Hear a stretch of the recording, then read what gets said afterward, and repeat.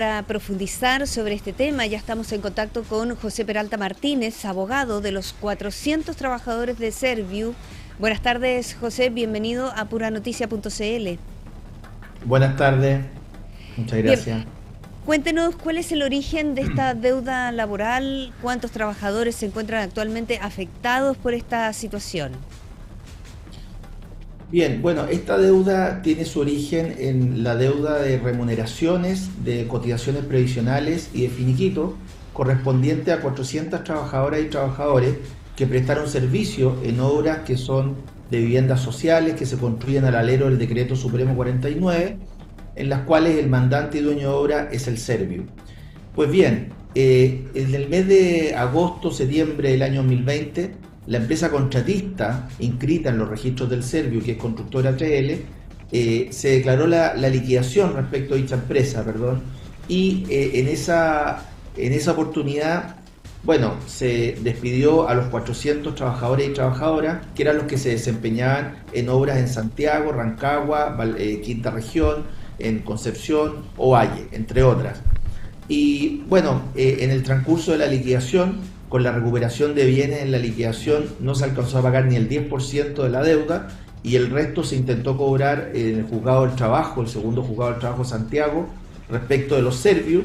En primera instancia se dictó una sentencia donde se reconoció que los Serviu eran los dueños de obra, eran los que dirigían todas las obras, porque así lo establece la ley además, y luego ellos recurrieron de nulidad.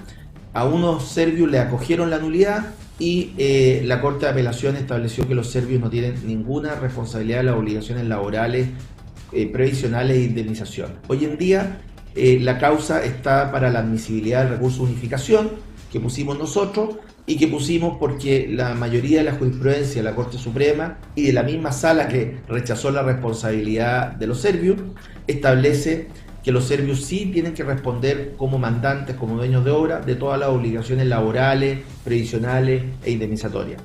Entonces, el problema que ocurrió acá es que, como ustedes podrán observar, el despido fue fue en septiembre del año 2020 y recién estamos pasando a la Corte Suprema, o sea, ya llevamos 6 años de juicio laboral y los 400 trabajadores y trabajadoras quedaron sin remuneración paga y sin las indemnizaciones que les correspondían por el periodo que prestaron servicio en la obra del Serviu, y eso le ha generado un daño económico, un requerimiento económico bastante grande, porque además la empresa contratista, con los bienes que pudieron recuperar en la liquidación, solamente se pudo pagar no más de un 10% de la deuda laboral. Sí, Entonces, José, eso genera mucha preocupación. claro, ¿y aproximadamente de cuánto dinero estamos hablando en total, considerando remuneraciones, las cotizaciones previsionales y las indemnizaciones adeudadas? Mira, a septiembre del año 2020 estamos hablando de una deuda aproximada de 4.000 millones de pesos. Hoy día es una deuda que por supuesto ha ido creciendo bastante porque por el paso del tiempo, los reajustes de intereses y porque además, como no están pagadas las cotizaciones previsionales, muchos trabajadores tienen derecho a la ley Busto, digamos, que en el fondo que se declare la nulidad del despido, que nosotros lo solicitamos en la demanda.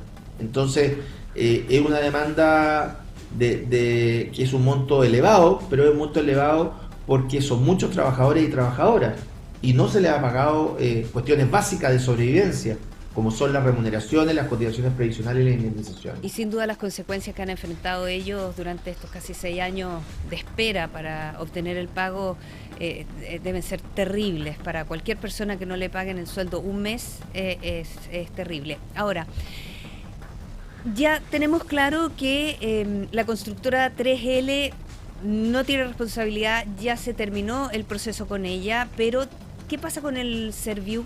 Los Serviu, ¿cuál es el rol o qué implica jurídicamente también la decisión de la Corte de Apelaciones que eximió al Serviu de responsabilidad subsidiaria?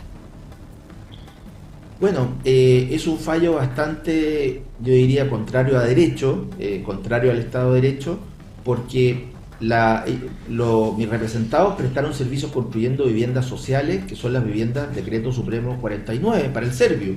Cabe destacar que estas viviendas sociales son financiadas en más de un 95% con fondos Serviu. Y quien dirige toda la obra, es decir, quien autoriza el inicio de obra, quien paga las remuneraciones de los trabajadores y las trabajadoras, quien dirige arquitectónicamente y técnicamente las obras, quien autoriza los pagos de las planillas de pago de los trabajadores sobre la base de los avances de obra, y quien recibe la obra, en definitiva, son los servios. Entonces, jurídicamente es muy importante, y así lo ha reconocido la Corte Suprema y la jurisprudencia mayoritaria, es muy importante la responsabilidad, porque además, imagínese usted que esto se transformara en un precedente donde una empresa contratista emplea una gran cantidad de trabajadores, una gran cantidad de obras, y después no le paga las remuneraciones, las cotizaciones, las indemnizaciones, y después los tribunales dicen que el servio no tiene ninguna responsabilidad. Imagínense usted lo que eso significa. Claro. Ahora, ¿existen recursos legales pendientes, instancias judiciales que permitan revertir esta situación?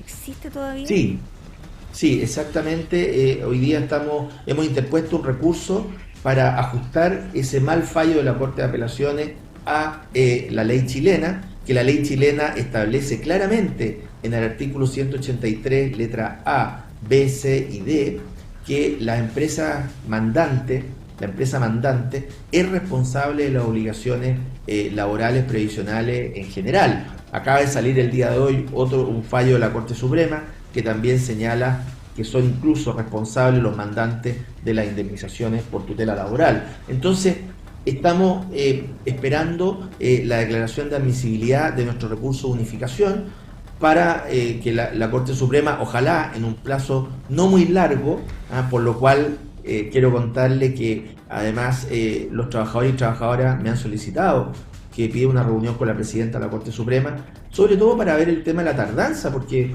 como dice un jurista procesalista muy famoso, Carneluti, un juicio muy largo, muy lento, muy lato, se transforma en denegación de justicia. Están en compás de espera en las respuestas que aún no llegan, y tenemos a un trabajador sobre una grúa que no ha podido además recibir ni agua ni comida de manera de protesta, y visibilizar además este caso. ¿Han evaluado presentar acciones legales también o solicitar medidas de protección frente a esta situación?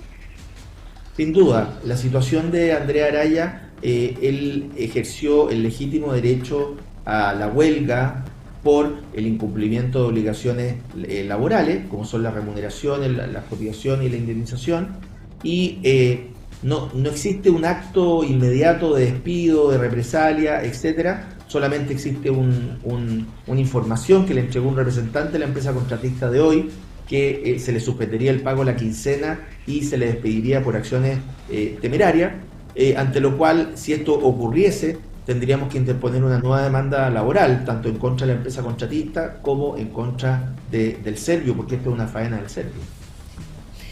Conversábamos con José Peralta Martínez, abogado de los 400 trabajadores de Serviu. Le agradecemos muchísimo que haya estado en puranoticias.cl para aclararnos todos estos puntos en lo que va de esta negociación.